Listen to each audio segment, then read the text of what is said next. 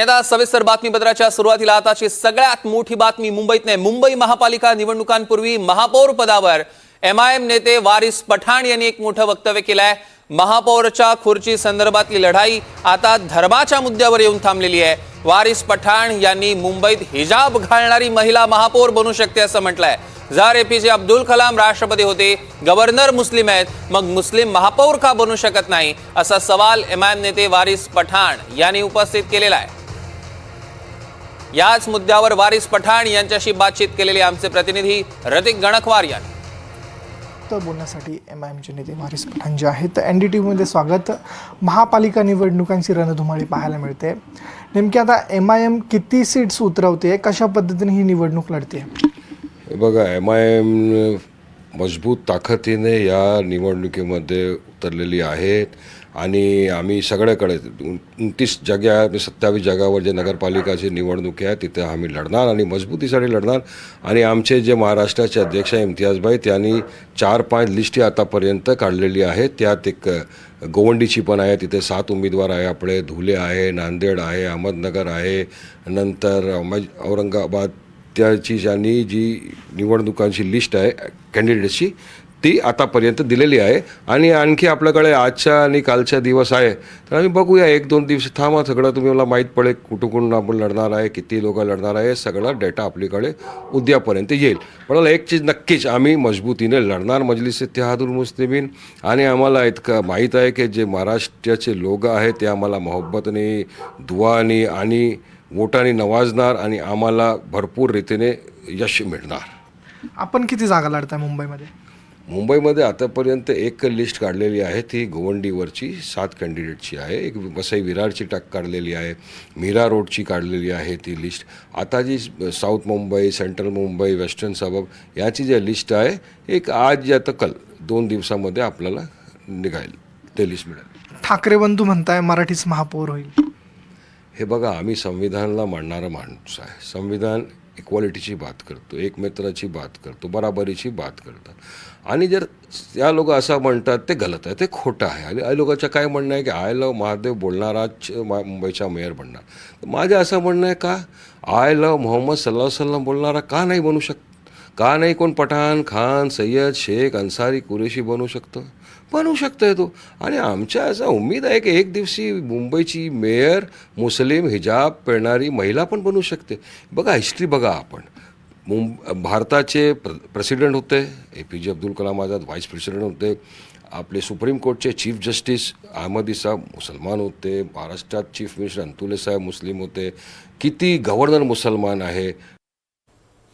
तर या संदर्भात प्रतिक्रिया देण्यासाठी भाजपचे राम कदम आपल्यासोबत जोडले गेले आहेत। स्वागत आहे तुमचं एनडीटीव्ही मराठीमध्ये। आणि आता एनडीटीव्ही मराठीशीच बातचीत करताना एमआयएमने असं म्हटलेलं आहे की मुंबईचा महापौर म्हणजे वारिस पठाण असं म्हणाले की मुंबईचा महापौर हिजाब घालणारी मुस्लिम महिला बनेल।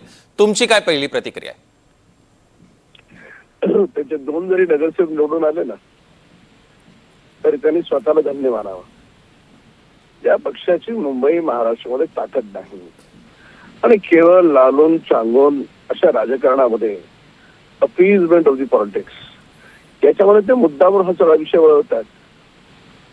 मुंबई महाराष्ट्रामध्ये पहिला मान स्थानिक भूमिपुत्रांचा असेल आणि स्थानिक भूमिपुत्रांचा मान असताना आम्ही सर्व धर्मांचा, जातींचा, सगळ्यांचा सन्मान करतो। पण एमआयएमच्या नेत्यांचं आज जे वक्तव्य येत आहे किंवा 2 दिवसापूर्वी जे वक्तव्य आलं होतं ते फक्त आणि फक्त इलेक्शन डोळ्यासमोर बघून त्या अपीजमेंटसाठी अशा प्रकारचं दुर्दैवानं वक्तव्य करतात। ना त्यांच्या पक्षाची ताकद आहे, ना त्या पक्षांना ते ज्या समाजाचं नेतृत्व करतात तो समाजही त्याला काही जुमानत नाही।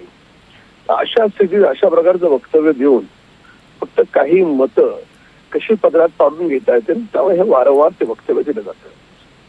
पण कदमजी, आम्ही जेव्हा त्यांना हा प्रश्न विचारला तेव्हा त्यांनी प्रतिसवाल केला की जर तुम्हाला एपीजे अब्दुल कलाम आपले राष्ट्रपती होते, गव्हर्नर आपले मुस्लिम होते, तर मग मुस्लिम महापौर का नाही चालत? एपीजे अब्दुल कलाम यांना राष्ट्रपती त्यावेळेस केलं, त्याच्यामध्ये भारतीय जनता पार्टीचा तत्कालीन पंतप्रधान अटल बिहारी वाजपेयी याचं फार मोठं योगदान होतं हे कदाचित माहीत नसावं त्यांना। त्यामुळे भारतीय जनता पार्टी हा पक्ष त्यावेळेचे आमचे स्वर्गीय अटल बिहारी वाजपेयीजी यांनी एका शास्त्रज्ञाचा सन्मान केला. अगदी अगदी तो कुठल्या जातीतून आला, धर्मातून आला याचं न पाहता एक विद्वान व्यक्ती योग्य त्या ठिकाणी कशी बसेल यासाठी त्यांनी योगदान दिलं. पण आता वारीस या ठिकाणी जे म्हणतं आहे ते केवळ आणि केवळ एका विशिष्ट धर्माचं लालून म्हणजे अगदी म्हणजे धर्माच्या मुद्द्यावर निवडणूक लढवली जाते असं त्यांना म्हणायचं, किंवा त्या मुद्द्यावर मुद्दाम निवडणूक आणली जाते असं म्हणायचं असेल. राम कदमजी, धन्यवाद. आपण एनडीटीव्ही मराठीशी संवाद साधला त्याबद्दल. आणि अतुल भातखळकर सुद्धा आपल्यासोबत जोडले गेले. अतुलजी, एनडीटीव्ही मराठीशी बोलताना एमआयएमचे नेते वारिस पठाण यांनी एक मोठं विधान केलंय. त्यांनी म्हटलं की मुंबईचा महापौर हिजाब घालणारी महिला बनेल.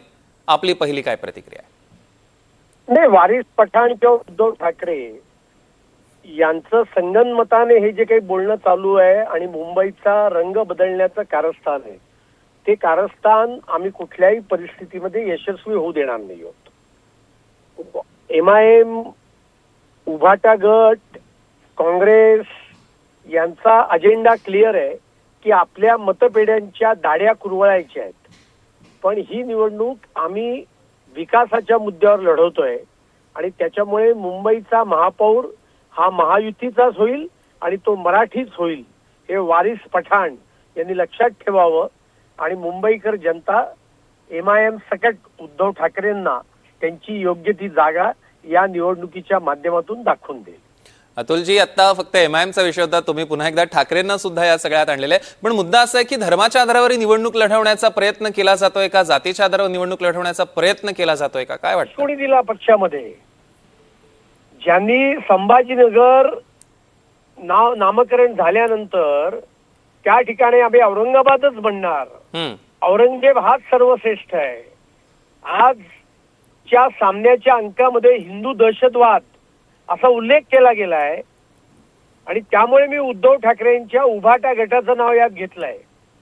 याकूब मेननची कबर यांनी सजवली 2.5 वर्षाच्या मुख्यमंत्री पदाच्या काळामध्ये. बॉम्बलास्टच्या आरोपींच्या बरोबर यांनी त्या ठिकाणी उत्तर पश्चिम लोकसभा मतदारसंघामध्ये अगदी म्हणूनच तुम्ही कदाचित एमआयएमची तुलना ठाकरे गटाशी केली असं तुमचं म्हणणं आहे. अतुलजी, धन्यवाद. एनडीटीव्ही मराठीशी तुम्ही संवाद साधलात त्याबद्दल. दरम्यान आपण बघतोय एमआयएमचे नेते वारिस पठाण यांनी एक आता मोठं विधान केलेलं आहे आणि त्यानंतर बराच वादंग निर्माण होण्याची शक्यता वर्तवण्यात येते आहे.